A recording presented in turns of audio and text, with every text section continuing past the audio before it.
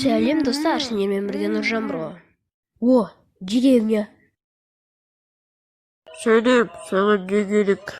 Ештеңке керек жоқ. Да. Айбый басым, осы лучше жителдерге жоламау керек. О, қалай? Сәлем. Сен ана кездегі видеода Амаздың броняң қайда?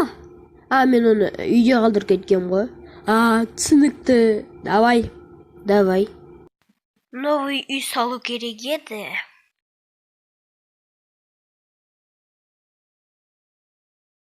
Кішкене уақыт өткен соң.